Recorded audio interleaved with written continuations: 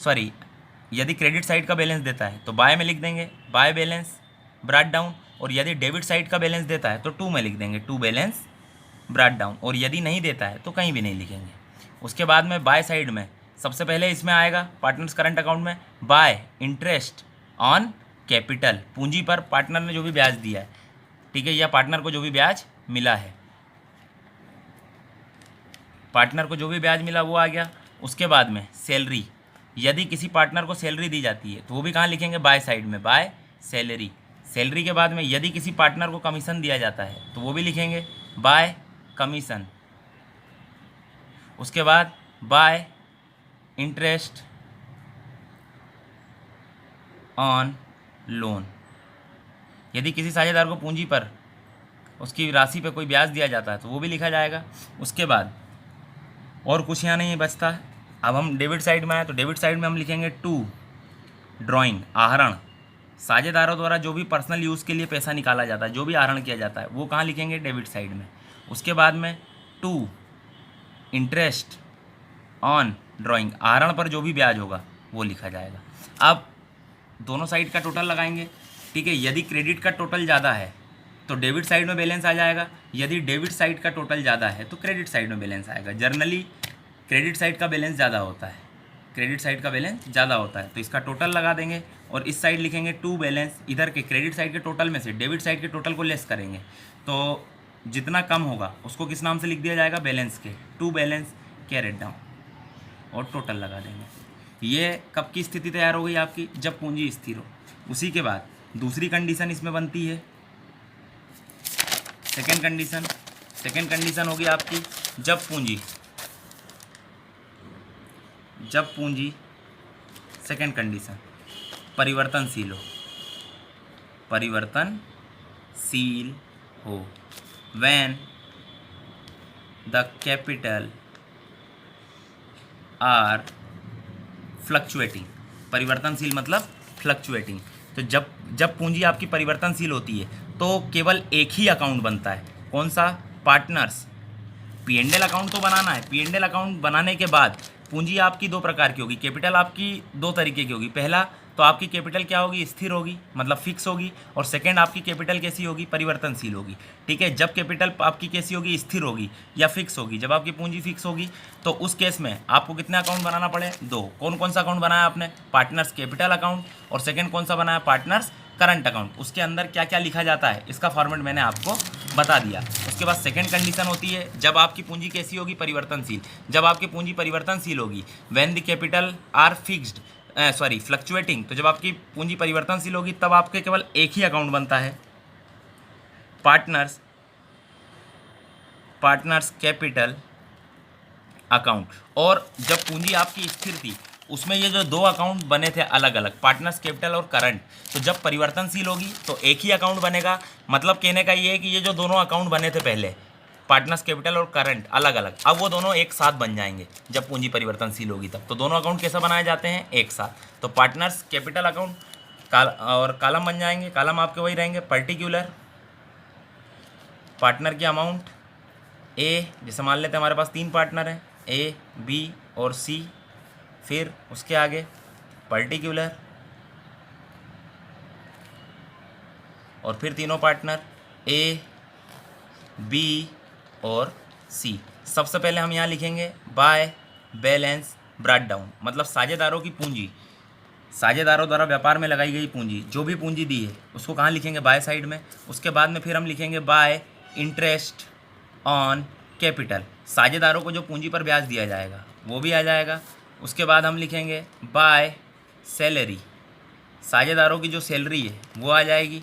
Salary के बाद में बाय कमीशन, यदि किसी साझेदार को कोई कमीशन दिया जाता है तो वो भी यहाँ लिख दिया जाएगा। उसके बाद बाय इंटरेस्ट ऑन लोन, यदि साझेदार के किसी लोन पर ब्याज दिया जाता है, साझेदार को ब्याज दिया जाता है तो वो आएगा, ठीक है। उसके बाद बाय P&L, जो आपका P&L अकाउंट था, सॉरी इससे पहले वाले में भी हम एक चीज़ मिस कर गए हैं, उसको ऐड कर लेना।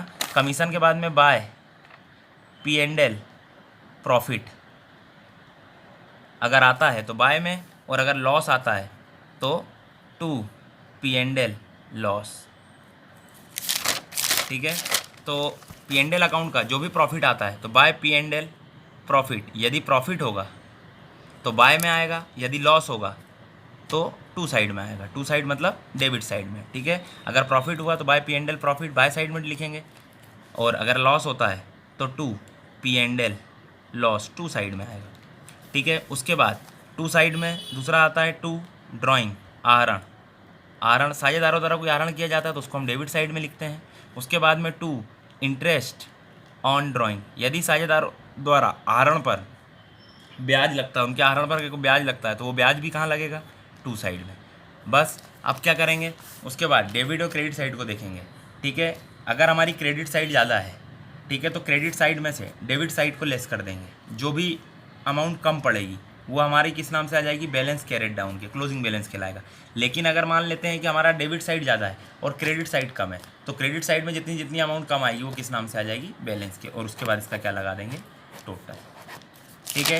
ये दोनों फॉर्मेट मैंने आपको इसके बता दिए हैं, है ना। हम चैप्टर फर्स्ट में सबसे पहले क्या बनाया जाएगा, P and L account. P and L account का फॉर्मेट मैंने आपको बता दिया। पी एंड एल अकाउंट के बनाने के बाद में फिर आपको ये दिया जाएगा कि आपको ये देखना होगा कि आपकी पूंजी कैसी है, ठीक है। आपको कैपिटल दो प्रकार की दे सकता है। पहला, पूंजी आपकी कैसी होगी, फिक्स होगी या स्थिर होगी। दूसरा, आपकी पूंजी कैसी होगी, फ्लक्चुएटिंग।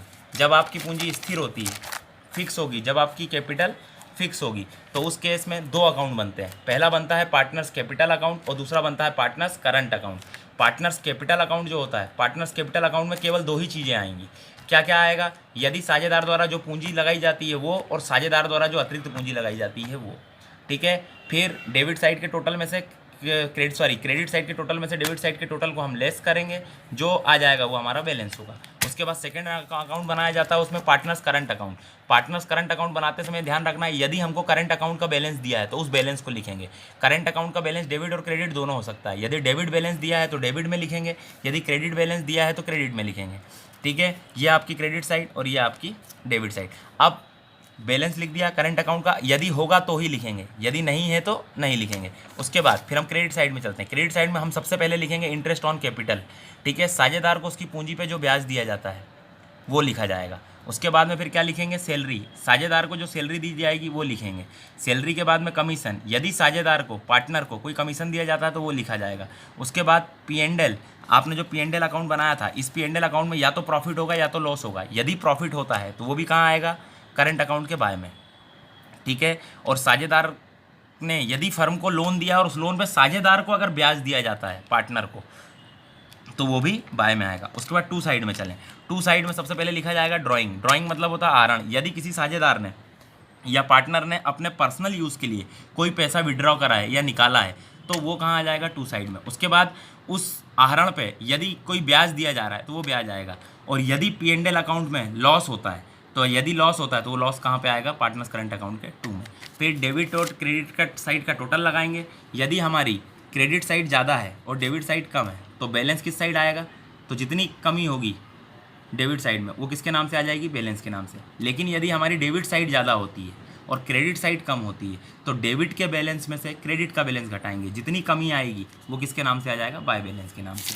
उसके बाद सेकेंड कंडीशन मैंने आपको बताई कि जब पूंजी आपकी कैसी हो, परिवर्तनशील। जब पूंजी आपकी परिवर्तनशील होगी, मतलब when the capital R fluctuating, जब पूंजी आपकी परिवर्तनशील होगी तब केवल आपका एक ही अकाउंट बनेगा। कौन सा, पार्टनर्स करंट, मतलब पार्टनर्स कैपिटल अकाउंट। यहाँ पे पार्टनर्स करंट अकाउंट नहीं बना, केवल सिंगल अकाउंट बनाएंगे, पार्टनर्स कैपिटल अकाउंट, और इसी अकाउंट में सारी चीज़ें लिखेंगे। लेकिन ये कब बनेगा, जब आपकी पूंजी कैसी हो, परिवर्तनशील हो। अगर परिवर्तनशील नहीं है, फिक्स है, तब फिर आपको कितने अकाउंट बनाना पड़ेंगे, दो, पार्टनर्स कैपिटल और दूसरा पार्टनर्स करंट। लेकिन यदि पूंजी परिवर्तनशील होती है तब आपको केवल ओनली वन अकाउंट बनाना पड़ेगा, कौन सा, पार्टनर्स कैपिटल अकाउंट, और सारी चीज़ें इसी के अंदर लिखना पड़ेगी। तो सबसे पहले जब हम पार्टनर्स कैपिटल अकाउंट बनाएंगे, जब हमारी पूंजी कैसी होगी, हमारी कैपिटल कैसी होगी, फ्लक्चुएटिंग, तो सबसे पहले हम इसमें लिखेंगे पार्टनर्स की जो भी कैपिटल है, उनकी जो भी पूंजी है, उनके द्वारा जो भी पूंजी व्यापार में लगाई गई उसको लिखेंगे, बाय बैलेंस ब्रेक डाउन।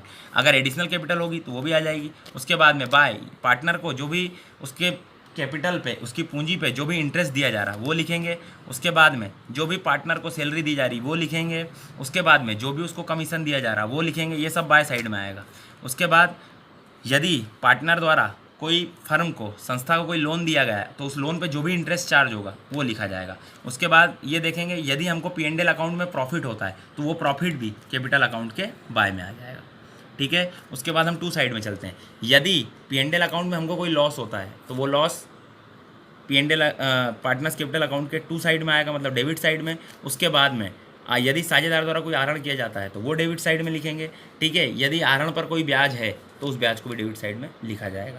फिर दोनों साइड के टोटल देखेंगे। यदि हमारा क्रेडिट साइड का टोटल ज़्यादा है तो हमारा बैलेंस डेबिट साइड में आएगा। ठीक है, अगर हमारा क्रेडिट साइड का टोटल ज़्यादा है और डेबिट साइड का टोटल कम है, ठीक है, तो क्रेडिट साइड से डेबिट साइड को लेस करेंगे, जितनी भी कमी आएगी उस कमी को लिख देंगे और उसके आगे लिख देंगे to balance carried down, closing balance. लेकिन यदि हमारा डेबिट साइड का बैलेंस ज़्यादा है और हमारे क्रेडिट साइड का बैलेंस कम है तो जितनी कमी क्रेडिट साइड में आएगी उसको लिख देंगे बाय बैलेंस कैरिड डाउन। ठीक है, और बैलेंस लिख देंगे। ओके, इसके आगे के सवाल कल से स्टार्ट करेंगे।